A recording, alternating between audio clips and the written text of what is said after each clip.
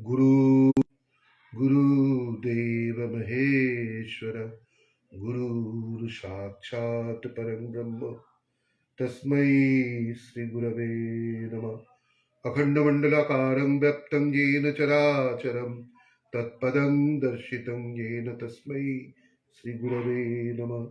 अज्ञानतिमिरान्धास्सु ज्ञानाञ्जनशलाकया चक्षुरुन्मिलितं येन तस्मै श्रीगुरवे नमः।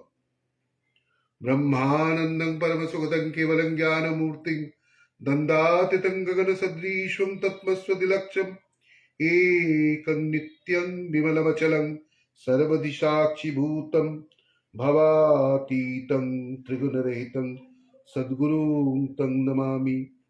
ॐ नमः शिवाय गुरवे सच्चिदानन्दमूर्ते। ॐ नमः शिवाय गुरवे सच्चिदानन्दमूर्ते। ॐ नमः शिवाय गुरवे सच्चिदानन्दमूर्ते। हरिः ॐ तत्सत्। हरिः ॐ तत्सत्। हरिः ॐ तत्सत्।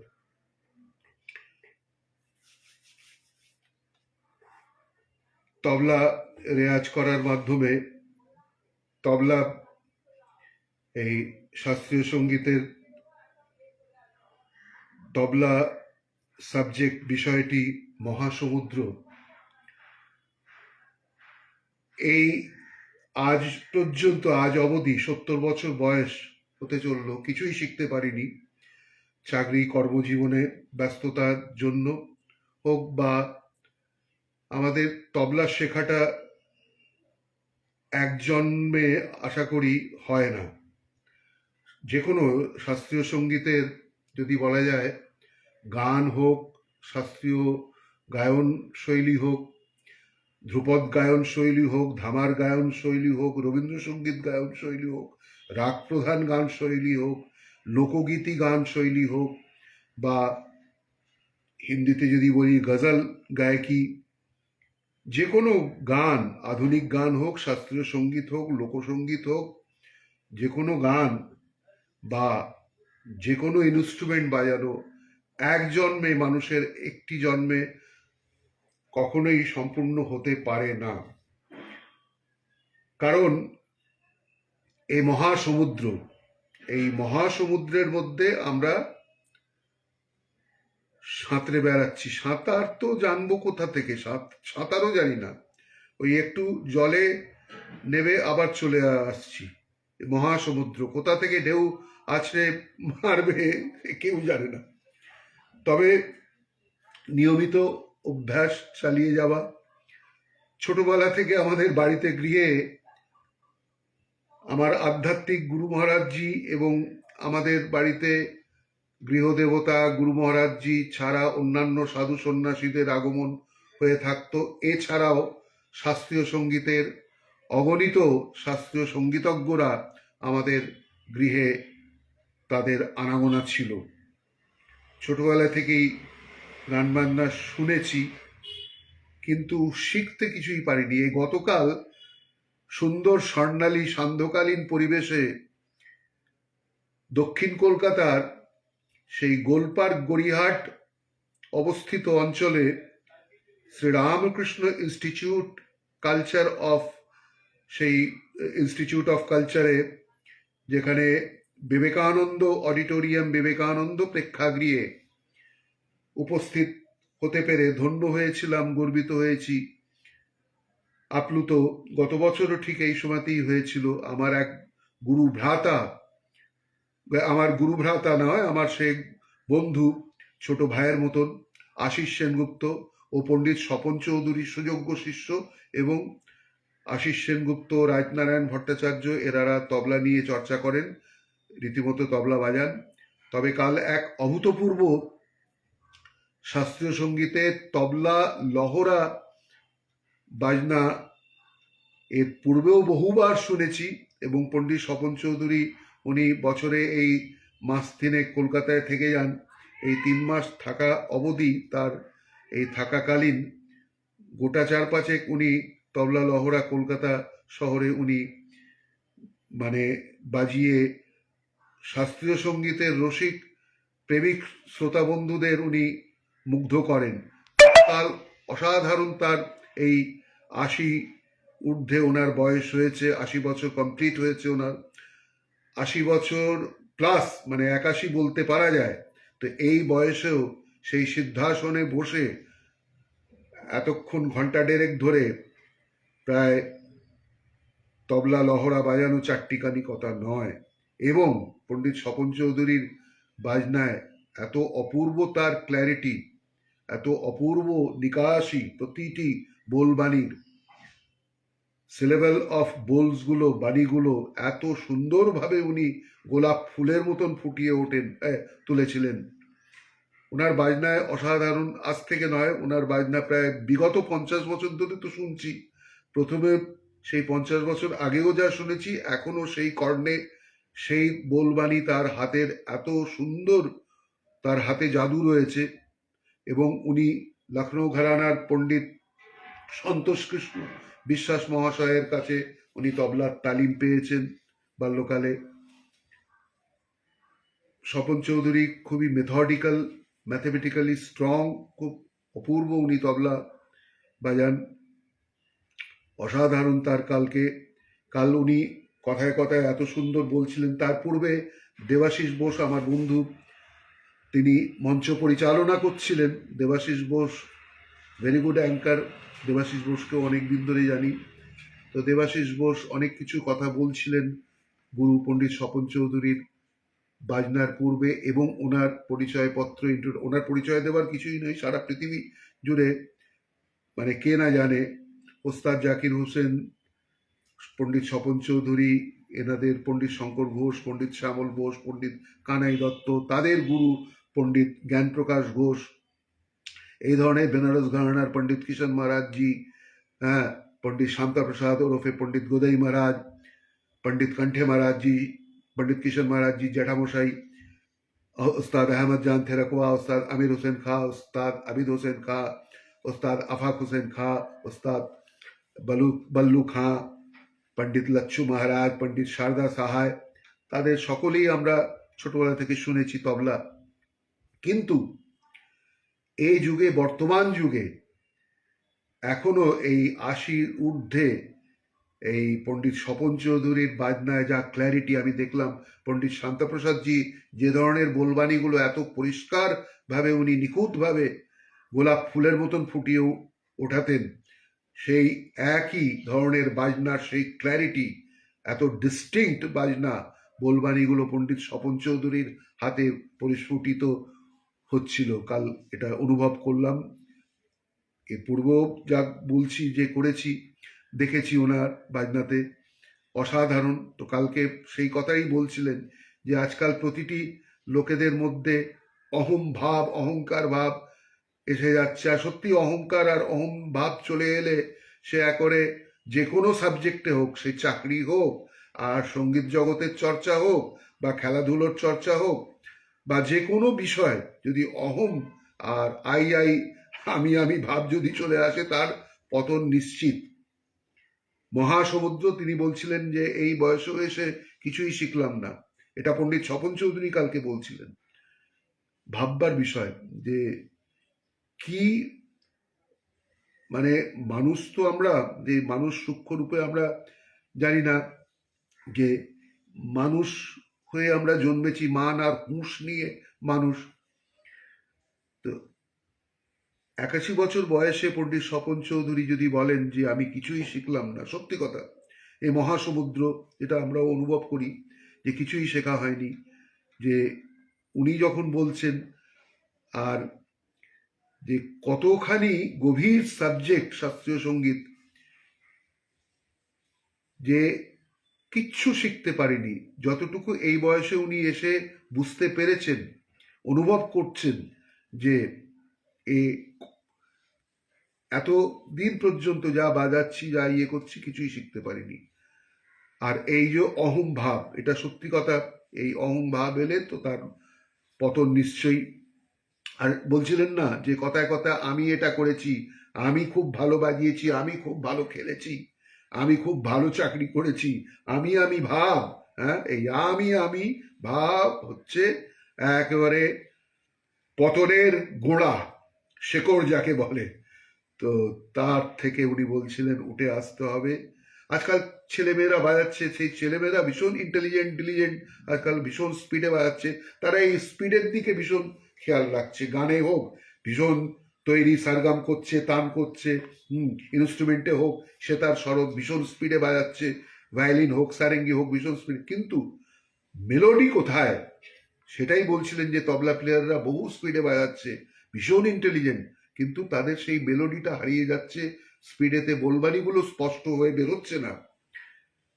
উনি বলছিলেন যে ওনাদের সময়তে যেভাবে ওনারা রেয়াজ করতেন, আমি পণ্ডিত শঙ্কর ঘোষের মুখেও শুনেছি, দাদা শঙ্করদা, উনি আমার দাদা কাম গুরু কাম সবই ছিলেন, শ্যামলদা, পণ্ডিত শঙ্কর ঘোষ, পণ্ডিত কানাই দত্ত, পণ্ডিত জ্ঞানপ্রকাশ ঘোষ মহাশয়, পণ্ডিত শান্তাপ্রসাদ জি, গোদাই মহারাজ জি, কিশোর মহারাজ, এনাদের সঙ্গ করেছি। এনারা বলতেন যে যে बेटा जो भी बजाना है छोटा चीज ही बजाओ, या धाधा तेटे धाधा थुन्ना बजाओ, लेकिन साफ बजाओ, परिष्कार बजाओ। হ্যাঁ, ধাতেটে ধাতেটে ধাধা তেটে ধাগে তুনা গেনা বাজাও, लेकिन साफ बजाओ, পরিষ্কার বাজাও। যে কোনো জিনিস তেরে কেটে বাজাও, ধেরে কেটে বাজাও, নাধিন দিন্না বাজাও, পরিষ্কার বাজাও। তো সেই কথাই কালকে পণ্ডিত স্বপন চৌধুরীর মুখনিসৃত বাণীগুলো অনুভব করছিলাম, শুনছিলাম মন দিয়ে, খুব ভালো কথা বলছিলেন যে সবেতেই এখন যেমন আইপ্যাক, আইফোন, আইম্যাক্স, এই সমস্ত স্টিভ জব, এই কথাটা কে আবিষ্কার করেছে যে আমি আমি আমি সব করেছি। তো তাই বলছিলেন যে স্টিভ জব এই যে সমস্ত আই ব্যাপারটা, অ্যাপেল ফোন মানে আইফোন, আইপ্যাক, আইম্যাক্স, সবেতেই ব্যাপার। তো আমি জিনিসটা এটা ঠিক নয়, এটা সে কোম্পানিতে নাম দিয়েছে ঠিক কথা, কিন্তু এই ওনার বোঝাবার উদ্দেশ্য যে আমি ভাব একেবারে যাতে না আসে। খুব সত্যি কথা যে আমি ভাব এলেই তার পতনের গুঁড়া শেকড়। তো এইভাবে স্বপনদার তবলা শুনে আমরা উজ্জীবিত হই। তো এখনো যে ওনার বোলবানির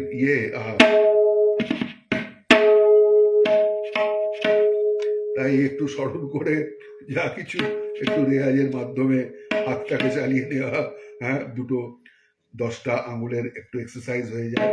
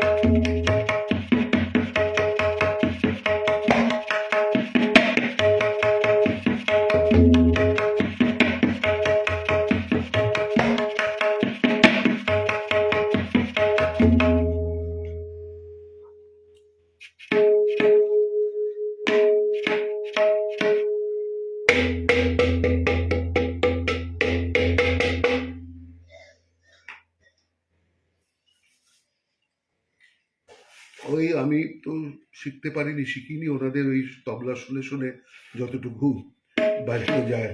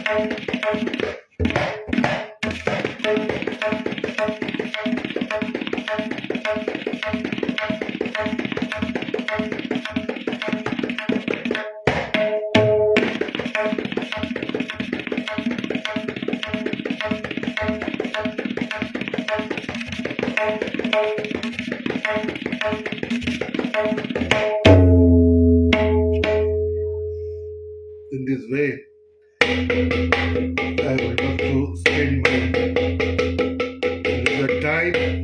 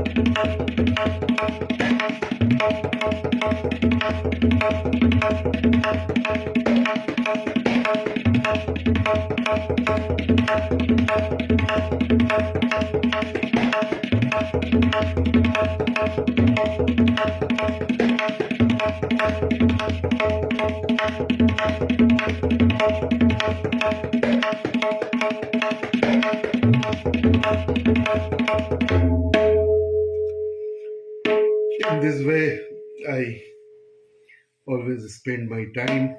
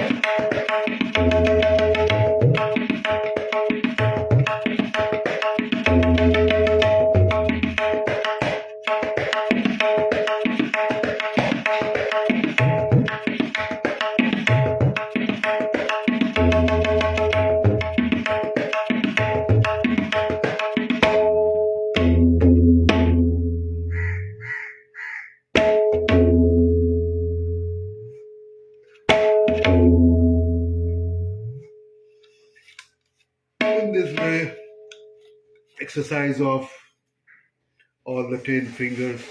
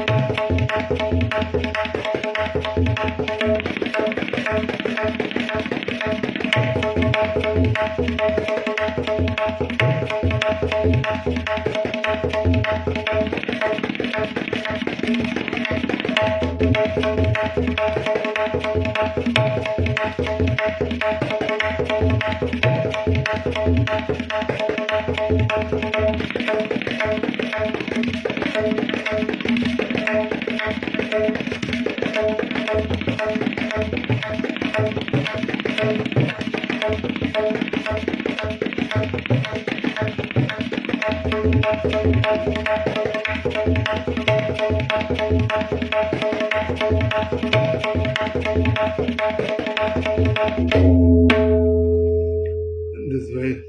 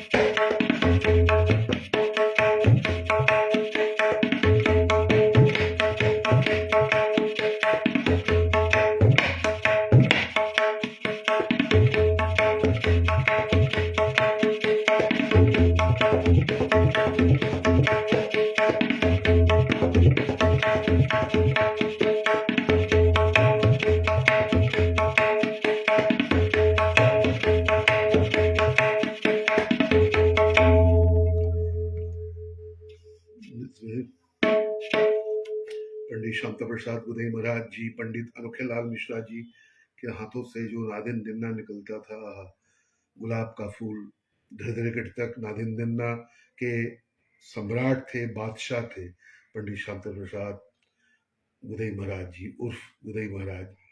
पंडित अनोखेलाल मिश्रा जी, उनका सुपुत्र पंडित रामजी मिश्रा, इनके हाथ से भी नादिन दिन्ना क्या निकला है।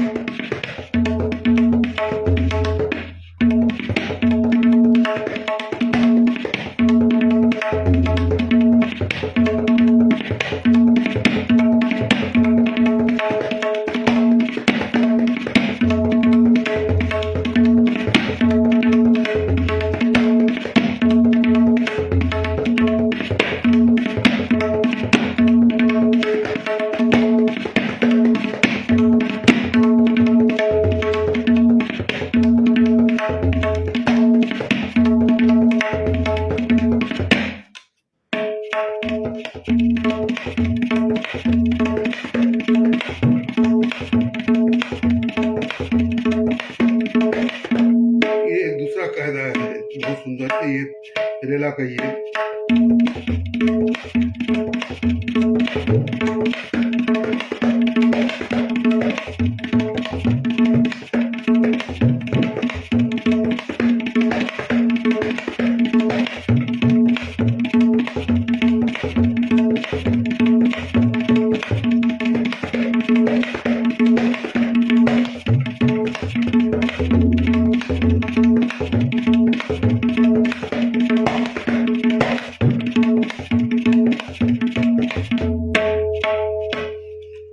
सब माइक वगैरह रहता तो आवाज साउंड और लगता, हाँ बज रहा है कुछ। अब बिना माइक का भाई क्या करे, बस माँ सरस्वती माता जी को सुनाते रहता हूँ। ठाकुर माँ स्वामी जी महाराज जी, परम गुरु महाराज जी, श्री श्री गुरु महाराज जी, श्री चरण कमल पाद पद्मे শতকোটি ভক্তিপূর্ণ প্রণাম জানিয়ে তোমায় তবলা নিবেদন। গৌতম ভিক্ষুকের, গৌতম কমল গান্ধার ওরফে গৌতম বন্দ্যোপাধ্যায়ের তবলায় শুনে শুনে যতটুকু শেখা বা এই ইয়ে করা ছোটবেলায় এককালে পণ্ডিত ভোলা প্রসাদ বিষ্ণুপুর ঘরানার পুরুলিয়া রামকৃষ্ণ মিশন আশ্রমেতে ওনার তবলা শুনতাম। আর তেরে কেটে তাগো তাগো তেরে কেটে তাগো তাগো তাগো তাগো তেরে কেটে তাগো তাগো তেরে কেটে এইভাবে উনি একটু একটু শেখাতেন। তবে পণ্ডিত কপিল দেব সিং জি বেনারসের পাটনাতে ধাঁধা তেটে ধাঁধা থুন্না তাতা তেটে ধাঁধা ধিন্না। তারপরে পণ্ডিত শঙ্কর দাস সাথে যখন 1972 সালে ওনার সংস্পর্শে আসি, ওনার সঙ্গে সঙ্গে সারা ভারতবর্ষ ঘুরে বেড়াতাম। উনি বলতেন চল। আর তখন কলেজ লাইফ, তারপরে চাকরিতে ঢুকি তো রেলেতে, তারপরে তো রেলের পাস পেলাম আর ওনার সঙ্গে সঙ্গে ছুটি পেতাম। আর কিছু কিছু অফিসের কাজ নিয়েও দিল্লি যেতাম। দিল্লিতে শঙ্করলাল ফেস্টিভ্যাল, রাতে হোল নাইট 4 দিন ধরে ফেস্টিভ্যাল। আহা, পণ্ডিত শঙ্কর ঘোষ কি তবলা সঙ্গত করতেন। একদিন গাঙ্গুবাই হাঙ্গালের সাথে বাজালেন, একদিন নিখিল ব্যানার্জির সাথে। সেই রাত্রেতে আবার ইয়ে আমার মনে আছে ইয়ে হ্যাঁ জরিন দারুবালাজির সাথে বাজালেন। তারপরের দিন সরন রানী মাথুরের সাথে বাজালেন, নির্মলা অরুণের গানের সাথে বাজালেন। আহা, ক্যা সঙ্গতনা ছিল। ওহ, যেন গোলাপ ফুলের মতন ফুটে উঠতো। ওই সব সমস্ত গানেতে লাখো কে বোল সহে, এই ধরনের এই নির্মলানন্দজির গানেতে কি তবলার ঠেকাবো। আর আমি মঞ্চে থাকতাম, বলতেন দেখ গৌতম, এই উনি ওই লাখোকে ওই এই বোলটা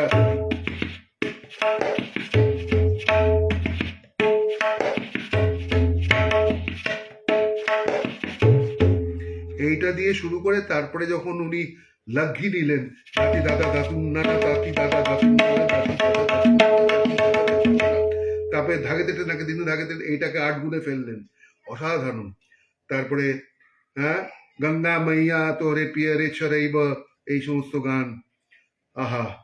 তারপরে বহু গান, গির্জা দেবীর সাথেও বাজিয়েছেন, বাজু বানে ফুল খুলে যায়, হ্যাঁ, পিয়া মিলন কি আস, এই সমস্ত গান, আহা, অসাধারণ তবলা সঙ্গত ছিল পণ্ডিত শঙ্কর ঘোষজি।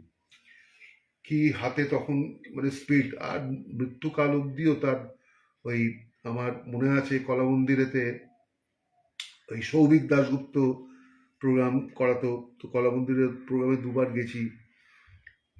পণ্ডিত শঙ্কর ঘোষ আর ওর ছেলে সুযোগ্য পুত্র মোস্ট ট্যালেন্টেড বিক্রম ঘোষ দুজনে বাজিয়েছিল বাপ বেটা। একবার তো শঙ্করদা গুরুজি উনি নিজে বাজালেন, আহা, সমস্ত স্মৃতিগুলো মনে পড়ে, কি অসাধারণ বাজনা ছিল।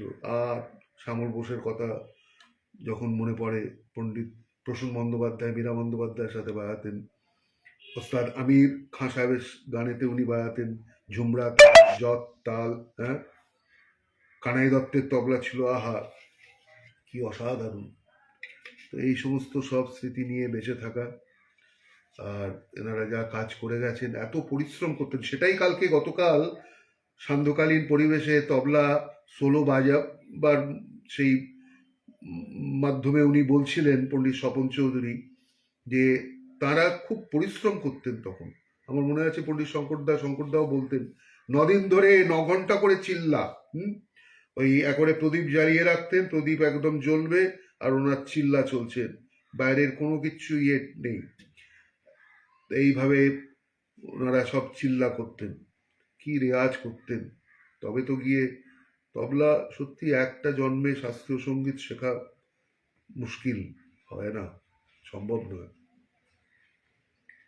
কি সমস্ত বলবানি, এই তবলা, এই কিনার আর এই সুরের আর এই গাব, এই 3টে ক্ষেত্রে মিলিয়ে পুরো তবলার তৈরি। বায়াতেও তাই, সত্যি কথা, যে কিভাবে তারা বাজিয়ে গেছেন, রেয়াজ করে গেছেন, সাধনা করে গেছেন, তো অদ্ভুত। তাই ওনাদের স্মরণ করে একটা বাজিয়েই শেষ করছি, অনেকটা সময় হয়ে গেছে।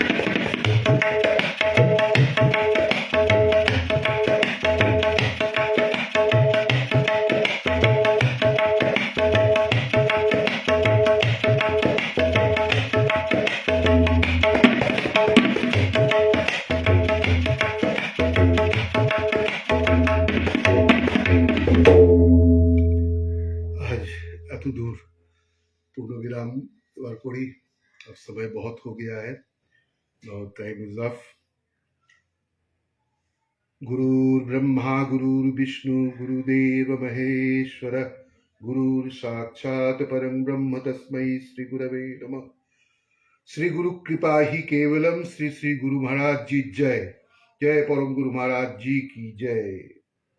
जय माँ गंगा माई की जय। जय भक्तो, जय भागवत भक्त भगवान की जय।